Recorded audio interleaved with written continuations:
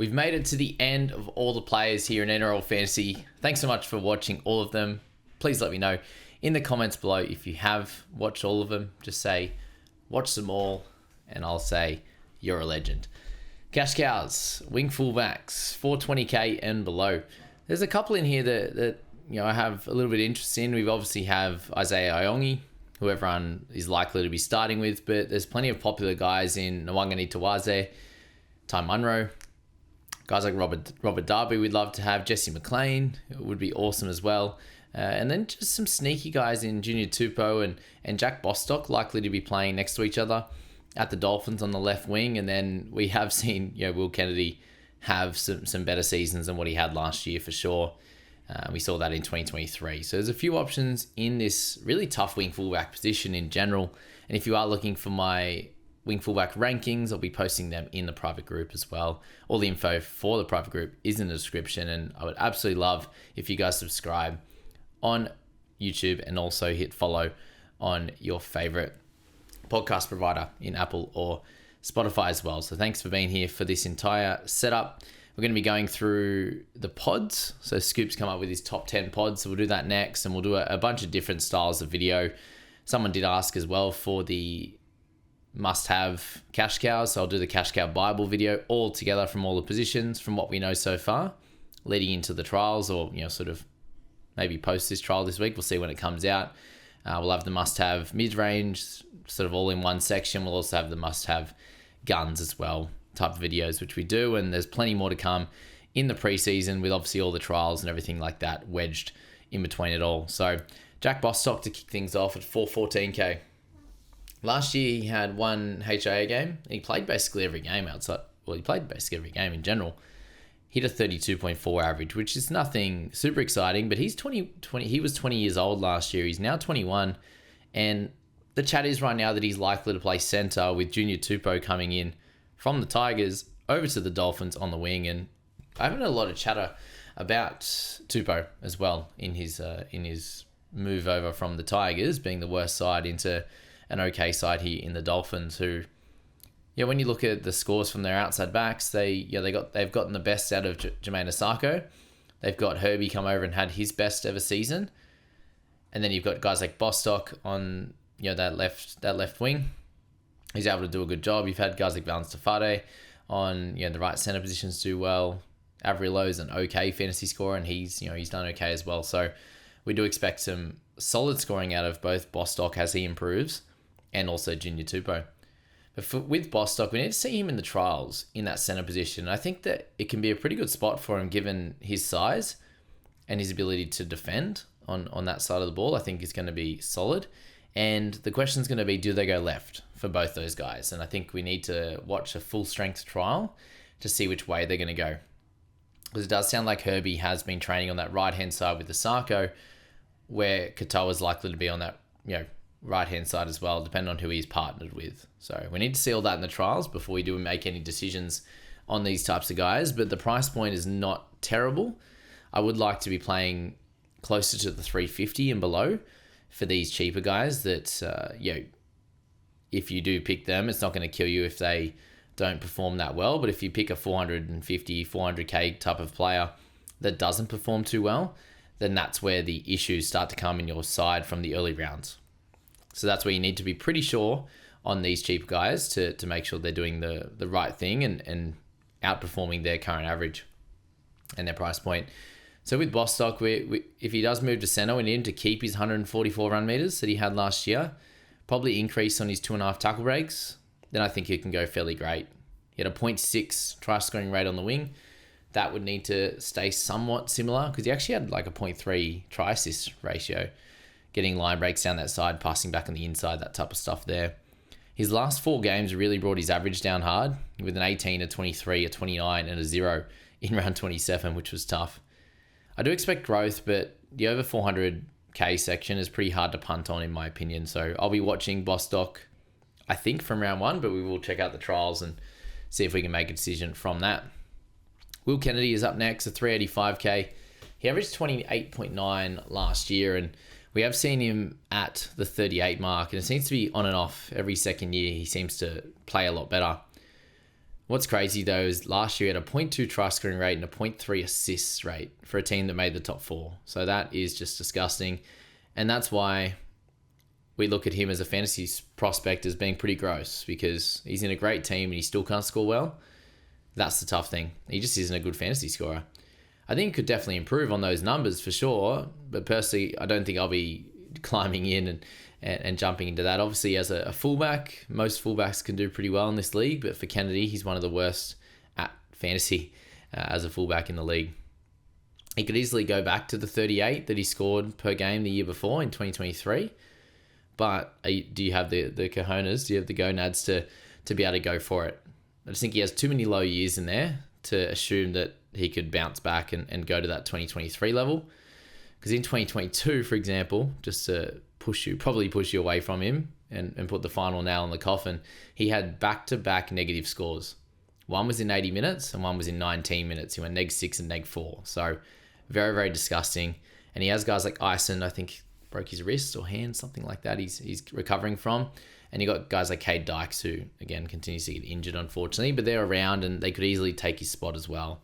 So it's not as locked in as you would have once hoped. Let's go to Blake Wilson. I think he's a really, really good footy player. Unfortunately, I just don't think he has the upside yet for fantasy. He averaged 28.8. He averaged 161 meters, right? And 4 tackle breaks, and he still can't beat a 30 average, which is pretty tough to see. And when we're going to need him to be 35, 36, 37 plus, it doesn't give me a lot of confidence that he can get there. So I think we hold off for now with Blake Wilson. Junior Tupou, 362k for him. 27.1 was the average last year, and he's 23 years old now. It's his third proper season in the league, and we did see last year in 2023 he averaged 30, and then 27 in the year just gone. And obviously both those years the Tigers weren't great. What he does do though is move from the worst team in the comp to a slightly better team who does go on runs and can win some games, and the outside backs seem to score a little bit better, like I mentioned with Bostock. Whereas the Tigers and the outside backs are an absolute, not a gold mine, the opposite of a gold mine. What would that be? The pits of hell, basically. But in 2023, he showed off his talent, which we didn't see as much last year, unfortunately, with just really low scores, high 30s at his best games for like 3 or 4 of them, and the rest were teens and stuff like that. But he'd go sort of 15, 13, 6, 67, 23, 15, 72. So he'd have these really massive scores with, a couple of tries, 4 line breaks, that kind of stuff, and showed how good he can be. The consistency just hasn't been there at a team like the Tigers. So moving to the Dolphins, if they can actually decide to go left a little bit, I think that the numbers of 122 meters, the 0.3 try rate, these type of things can really help him out, I think for sure. Given you had Bostock was a 0.6 try rate on that left wing, the 122 meters and 4 tackle breaks. The 4 tackle breaks you could probably leave as is. That would be fine. But if you could get him to 160 on the meters gain, there's 4 points. And if you can up that try rate to 0.5, 0.6, and you're sitting closer to that 35 points of 35 points there, which is 8 points of value and pretty solid. And he obviously has the ability, I think, anyway, to go near the 40 mark. But at this stage, it's all a wait and see. I definitely don't think you can take the pick and punt on it and expect the 35 plus. But at 362k, it's a little bit better than a Bostock price of 50k more expensive to have a bit of a throw at the stumps at. So for me, it's a watch of the trials. If he looks improved, I do think that you can take him and not expect the worst, and you can expect somewhere over 30, and at least at minimum it's okay. Might not be amazing, but at least it'll be okay for a player in a club that doesn't have a bye for a good while as well. So interesting pick, Junior Tupou, that I think can do fairly solidly. Marcelo Montoya, on the other hand, he's never averaged over 30 as a winger, and he's played for like 8 years now. So straight up pass, that's where he would be if he makes the side at this point with Jerry and also Stephen Crichton in the centres. So absolutely avoid for now, even with the duel. Isaiah Yongi, 350k, 43 he scored in one game last year. So let's look at that. Round 22 it was, 256 meters. That's for Panthers. 8 tackle breaks, no attack for his 43. So really, really nice base stats on that front. And when you do look at his running meters from Cup, plenty of games over 180 meters. Pretty much always he hit 130. He had a couple of 120s, 1 or 2 games under 100, but most of the time was, near that 170, 180, 190 plus kind of thing, which showed in his one game of NRL where he outdid that, obviously. He's coming from the Panthers. Panthers Cup teams are always really solid as well. Moving to the Eels, and he's going to have a fair bit of responsibility if he's been impressing. We'll have to see what he looks like in trials as well. But he's one of those guys that's 21 years old. He has plenty of talent.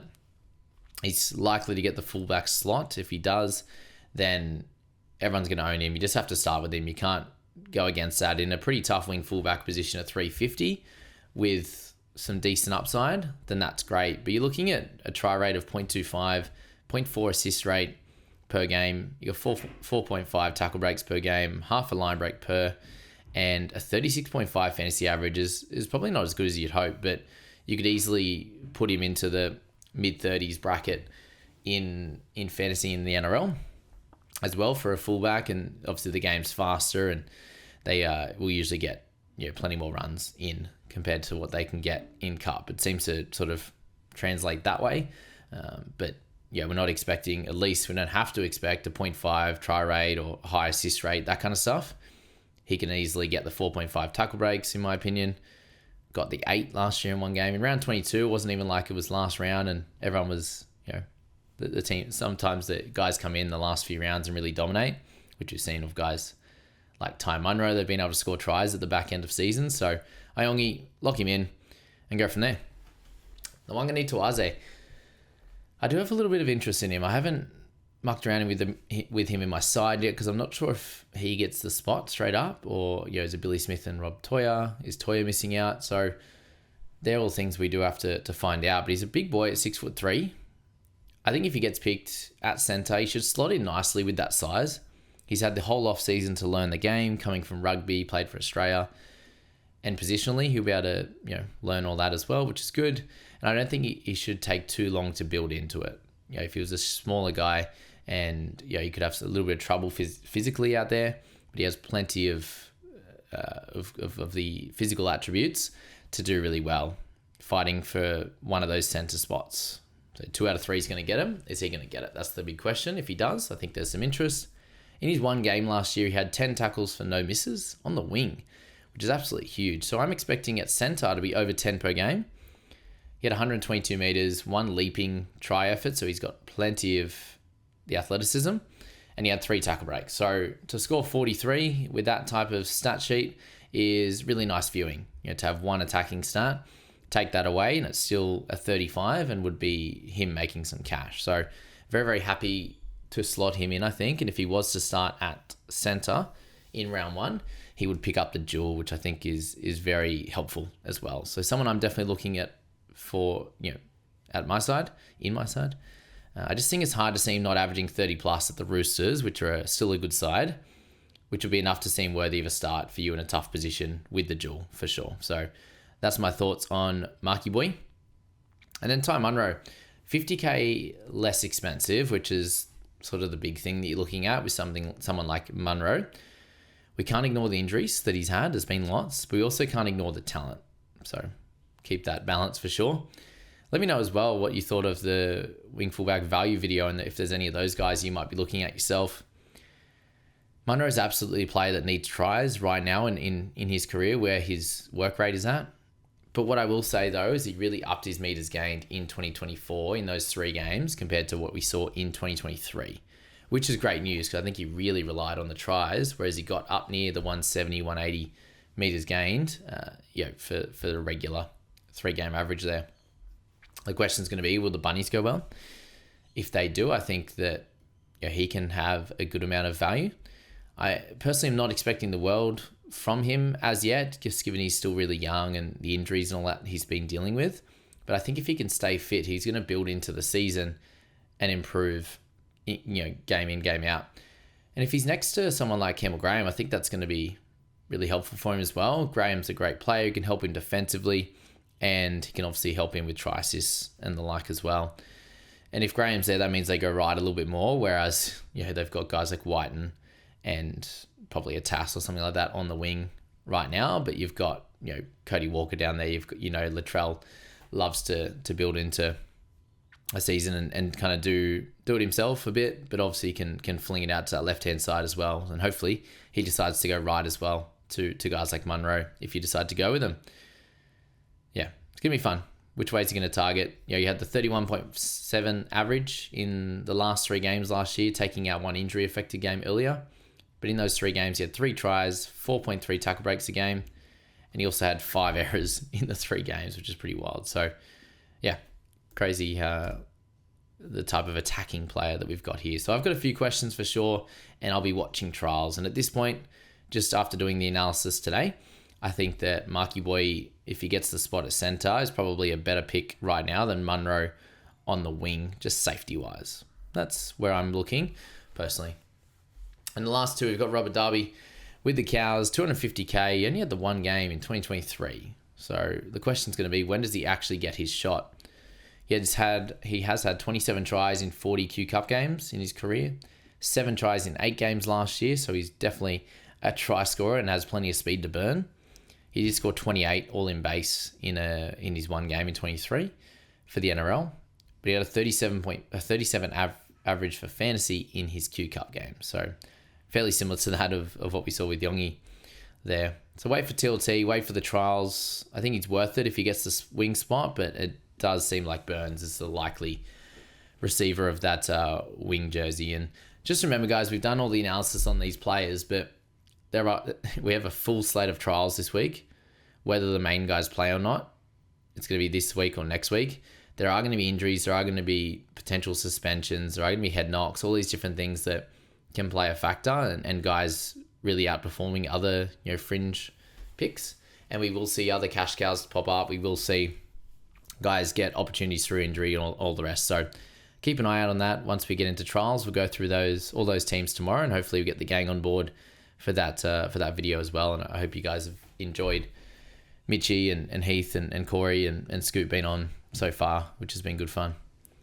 And then Jesse McLean. So with him there, he's only 20 years old.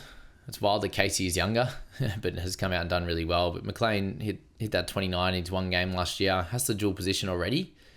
Him and Casey are very, very good players already. We've seen the talent that they have on show.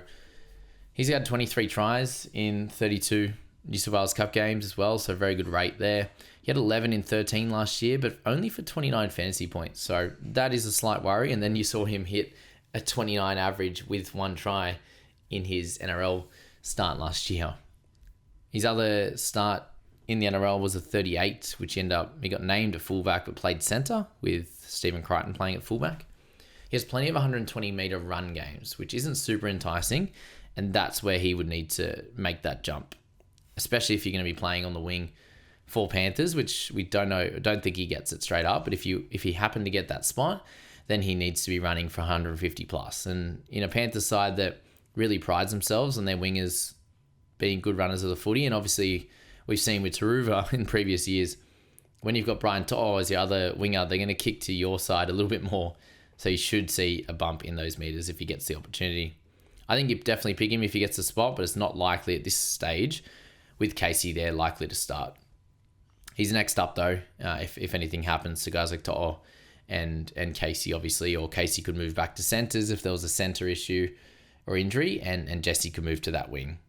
So super fun. But thank you so much for getting through all of the players with me, guys. We'll start getting to a little bit more strategy stuff. Haven't gone through overall strategy, head-to-head strategy, all that stuff yet, which we'll start to get into and kind of talk about if anything's changed too much from last year and what we do in the mid section of the year with we're also going to get through the early parts of the draw with Scoop and these types of guys as well. So a lot of different stuff's coming up rather than just being player focused. And that's going to be super fun. I can't wait for all that. And big thanks to all of you guys for being here through all of them and for getting through the wing fullback cash cows, which can be a little bit tough. So thanks again, and we'll catch you in all those next videos.